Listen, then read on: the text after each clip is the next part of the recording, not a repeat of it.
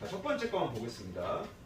혹시 who라든가 which라든가 관계대명사 대신 나왔을 때 얘를 어떻게 해석하면 쉽게 해석할 수 있다 그랬지?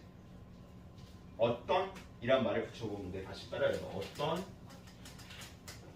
얘를 한번 해봐. 내가 보여줄게. 그러면은 look at the boy. 저 소년을 봐봐. 어떤 소년인데 is playing with the ball 하게 되면은 공을 가지고 놀고 있는 소년이라는 뜻이 되겠죠. 그럼 따라서 앞에 있는 더 보이가 선행사가 되고 관계대명사가 이렇게 있는 애가 앞에 있는 선행사를 꾸며주는 거니까 우리말식으로 해석해 보게 되면은 공을 가지고 놀고 있는 저 소년을 봐라 이렇게 되는 거예요.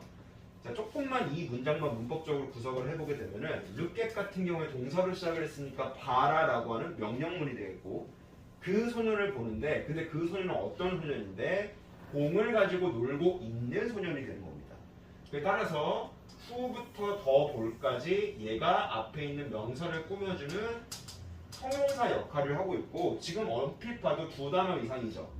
그러니까 얘는 형용사 절 역할을 하고 있는 거예요. 3800제에서 했던 거. 그리고 관계대명사가 시험에 나올 때 가장 중요한 특징이 뭐냐면은 기억나니? 관계대명사 뒤를 봤을 때 문장이 어때야 된다 그랬어? 따라해보세요. 불완전. 불완전은 무슨 뜻이에요? 완전하지 않다는 뜻이니까 뭔가 조금 이상한 게 빠져 있다는 거였지. 그래서 뒤에 주어가 빠져 있으면 그걸 주격 관계대명사라고 그랬고 뭐가 빠져 있으면 목적어가 빠져 있으면 목적격 관계대명사라고 그랬죠. 기억나세요? 왜냐면은 왜 빠져 있는 게 정상적이냐면은 원래 얘는 두 문장이었어요. 근데 두 문장이었는데 굳이 말을 그렇게 길게 비효율적으로 할 필요가 없으니까 한 문장으로 줄이자. 한 문장으로 줄일 거면은 야 굳이 겹치는 거 두 개를 쓸 필요가 없으니까 겹치는 애를 뺀 거야. 그래서 who is playing with the ball 하게 되면은 지금 같은 경우에 요 자리에 주어가 빠져 있죠. 앞에 더 보이니까 he가 빠져 있는 거예요. he랑 더 보이랑 같은 애니까 야 똑같은 애를 왜 굳이 두 번 말해? 그러니까 뒤에 있는 건 빼버리자.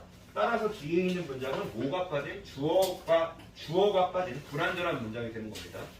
그래서 너가 만약에 문법 문제를 봤을 때 관계대명사에 밑줄이 돼 있으면은 뒤에가 뭔가 빠져 있는지 확인을 해야 돼. 얘가 주어가 빠져 있는지 목적어가 빠져 있는지는 그건 설명하는 강사만 알고 있으면 되고 하여튼 봤을 때 좀 뭔가 허전한데 이상한 느낌이 들면은 걔는 관계대명사가 오는 게 맞고요.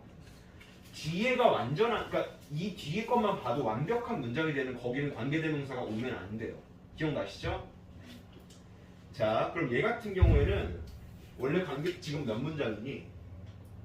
한 문장이죠. 그러면은 원래는 첫 번째 문장은 뭐였냐면 look at the boy랑 he is playing with the ball이라고 해서 두 문장이었는데 더 보이랑 he랑 같은 애기 때문에 뒤에 있는 he를 뺀 거예요.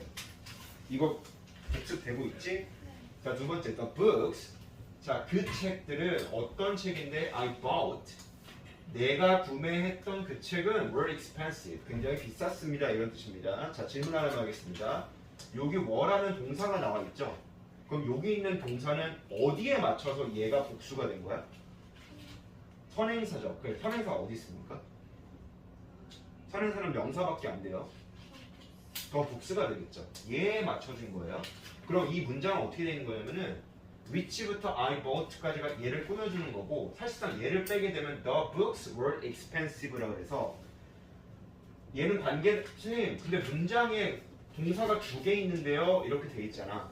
당연히 두 개 있을 수밖에 없는 게 원래 두 문장이었던 걸 한 문장으로 줄인 거니까 동사는 두 개밖에 없을 수가 없어요. 두 개가 있을 수밖에 없어요.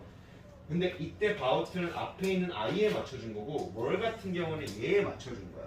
지금 우리가 알고 있는 영어의 특징이 뭐냐면은 명사를 꾸며주는 형용사가 두 단어 이상이 되면 명사의 뒤에 위치하기 때문에 얘하고 거리가 벌어질 수밖에 없어요. 그러니까 만약에 여기를 했을 때 여기에 워즈가 오면 틀리게 되는 거지. 왜 그럴까? 얘는 books라는 복수에 맞춰야 되니까 그러니까 헷갈리지 말아야 되는 게 여기 밑줄 쳐져 있는 이 동사가 앞에서 누구를 가르치고 있는지 파악해야 돼요. 조금 어려울 수 있겠는데 영어의 문법 구조랑 구문 구조에 익숙해지면 나중에 저절로 되게 돼요. 근데 지금 보는 거 얘 같은 경우에는 지금 얘에 맞춰진 게 아니라 앞에 있는 the books라고 해서 복수에 맞춰져 있기 때문에 이렇게 나온 거다. 됐지? 그 다음에 자 764번 서연이가 한번 해석해볼까? 책 보고 해도 돼요. I have a dog which has black spots. 블랙 스팟은 흑점이라 해서 검은 점이라는 뜻이에요. 나는 검은 점을 가지고 있는 어, 강아지를 가지고 있다. 잘했고. 그럼 혹시 앞에서부터 한번 해석해 볼 수 있겠니? 나는 가지고 있다. 어. 강아지 개 한 마리를 한 마리를 어떤 개인데 검은 점을 가지고 검은 점을 가지고 있는. 너가 한 해석이랑 내가 한 해석이랑 차이점을 알겠어? 그러니까 무슨 얘기냐면 나는 검은 점을 가지고 있는 강아지를 가지고 있다. 이렇게 해도 틀린 거 아니야. 맞는데 나는 개 한 마리가 있어. 어떤 게 블랙점, 흑점을 가지고 있는. 이렇게 하게 되면은 앞에서부터 뒤에까지 그러니까 왔다 갔다 하지 않고 읽을 수가 있어요. 이게 무조건 정답은 아니에요.